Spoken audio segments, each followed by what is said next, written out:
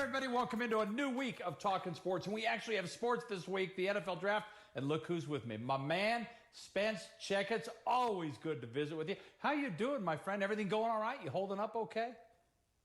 Yeah, man, we're good. We're taking social distancing very seriously. We don't do much, but my wife is a dear. We cook, we hang out, we watch movies, and then she deals with my Xbox habit of playing some FIFA and watching some old school sports documentaries. So I'm lucky that I married somebody who I like. I feel like there's some couples that might be getting to know each other on a much different level, but we're safe, we're healthy, all is well, man. How are you?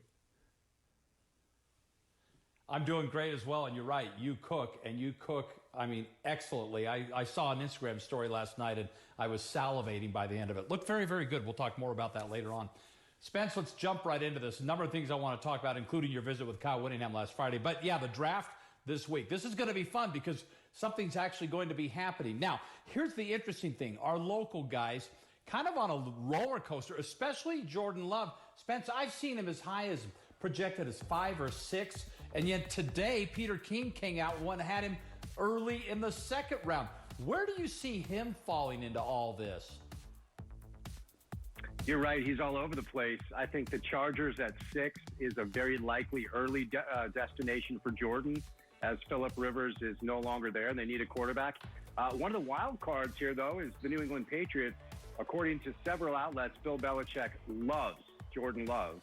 And so do the Patriots try to get into the mix here? Do they try and trade up for Jordan, or does Jordan Love fall to them, which I think is 22, 23 in the first round? So I don't think he falls out of the first round, David. I think way too many teams really like him. And obviously it's the most important position in team sports. You got to have a quarterback. So as early as 6, but I would say his floor is New England at 22, 23. I agree with you, and I think the other two things, I've seen the Raiders pop up, and actually I think he had even mentioned that a few weeks back, and I've also seen the Saints pop up, so that could be interesting. And then two other guys that kind of are at the top level, that echelon, Zach Moss, Jalen Johnson. But again, Spence, I thought I had a handle on these guys early on, but things seem to be changing the closer we get to the draft. Yeah, I think Jalen is a first-day guy. I think if this was 1998, Zach would have been a first-round pick, but running backs just aren't valued the way they used to be valued in the NFL. So I think Zach might be a third or a fourth-round guy, even though he might be a first or a second-round talent. But I think Jalen legitimately is a first-day guy.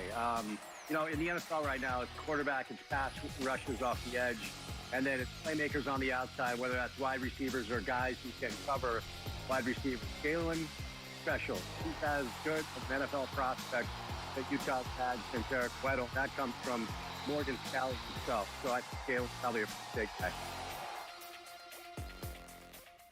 Yeah, and I think it was Jalen that also mentioned he had a hunch that he could end up with the Raiders. So we'll see where that ends up. Now, let's go all the way to the other end of the spectrum, because this is kind of an interesting thought, and obviously coaches pump up their own guys, but we don't really hear much at all about Tyler Huntley, and yet there are some that think he could be a third-day draftee. What do you think? I'll just say this about Tyler. He's already better than I ever thought he could be, and when you have a kid who improved like that in 1 year, I have to imagine there's an NFL general manager out there that believes that he owes it to his franchise to see if that translates next level. I mean, look, he's not the polished prospect Jordan Love is, and he's not Tua or Herbert, obviously Joe Burrow. He's none of those guys. But, I mean, with the work he put in to improve so much in 1 year, I have to imagine there's going to be a general manager out there that at least gives him a shot. And then it's up to Tyler to prove whether or not he can stick. I mean, much stranger things have happened than a guy like Tyler Huntley becoming a career backup in the NFL. And if that's his job, that's a really good job to have. Yeah. So the question is, who is that one team? And when Tyler gets the opportunity, will he seize it? I guess we'll have to see. Yeah, you know what? You make a great point. There's nothing wrong with that. I'll give you an example of basketball. Mike Doliak, a career backup in the NBA, and he did okay for himself. So at any rate, NFL draft coming up. This is going to be a lot of fun to watch. Yeah, there you go. Hey, I got to talk to you about Coach Witt. Made an appearance on your show on Friday. I've listened to the entire thing. It was a fun interview. The two things I took away from that more than anything is apparently Whittingham does yard work, and he's not a Tiger King guy, but his wife is. Am I getting that right?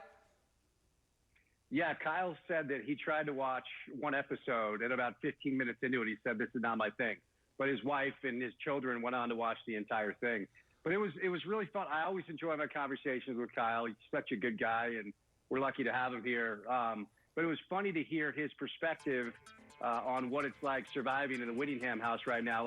And one of the things I've really enjoyed about this time frame, personally, Dave, is to be able to talk to people about things other than what we usually talk to them about. I don't need to hear another interview with Kyle about his recruiting class. I know what that sounds like. I don't need to hear another, hey, what's it like, no spring football. Of course, you're going to ask him those questions, but I find it more fascinating to hear Kyle talk about the yard work and spending time with the family and what he's doing away from the game. So enlightening conversation. I always love talking to Coach Witt. Well, as long as we're bringing that up, did you watch Tiger King, and did Carol Baskin kill her husband? Yes and yes, and she fed him to the Tigers. She absolutely killed her husband. That's what I think. 100%. Yeah. There's no doubt. Yeah. No, I'm a Tiger King fan, unapologetically. Oh, should Trump pardon the Tiger King? Get him out and do more of these? No. He's in jail for 22 years. No. Because, no, of course not.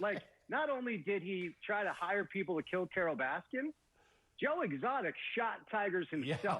He's a bad dude. In fact, I'm going to send you an article at Vanity Fair about what a horrible guy Joe Exotic is. So, no. No, I'm not advocating for that. I'm not advocating for that. I was just more curious because that seems to be Trump was actually asked that in the press conference. But you're right. That Tiger King's not a great guy. I watched the press conference when he was asked that. And he was like, "Who? The what? Yeah, I'll look into it," which you probably would. Anyway, all right. Enough of that. Two more quick topics before we go, because an interesting story that has popped up, and I find this very intriguing. The Huntsman Center. They're talking about cutting capacity, or they're going to basically get rid of the upper bowl, curtain it off. It'll be half what it is, down to about 8,000. Good idea? Well, no matter what Ute fans want to tell you, it's an admission of failure. And it's just unfortunate because when I went to school there, that's my alma mater, you couldn't get a ticket to a basketball game. I miss those days, but it's been a long time. The program has to win. It has to win on a high level, but it also has to be entertaining. I had Larry Kraskowiak on my show last week in addition to Coach Witt, and I appreciated Larry's candor. He knows that next year there's going to be a lot of pressure on him with the salary he's paid and the players he has coming back. In his words, 100% of the contributions are coming back, meaning the only transfer, which is Matt Van Komen, is not going to be that big of a deal. We're talking about a top 25 recruiting class, 4 big-time prospects coming in. They got to win. Larry knows it. They've got to win big next year. But selfishly, I miss the days of Utah basketball mattering. It doesn't feel like it's mattered for quite some time. I'd really love to see that change. And I'd love to see it change under Larry, who I really, really love and respect a lot. Yeah, those runs of the finals it was a lot of fun back in '98. Spence, it's always a pleasure. Yep. Again, what did you cook on Sunday night? Was that a steak and a pasta kind of thing? It would look phenomenal. Or chicken? I mean, it was pasta amazing. Carbonara and then chicken piccata with a lemon spice on the side. So okay. I'm telling you, Dave, I need to come cook for you and Kathy. I want to come up to Bountiful. Okay.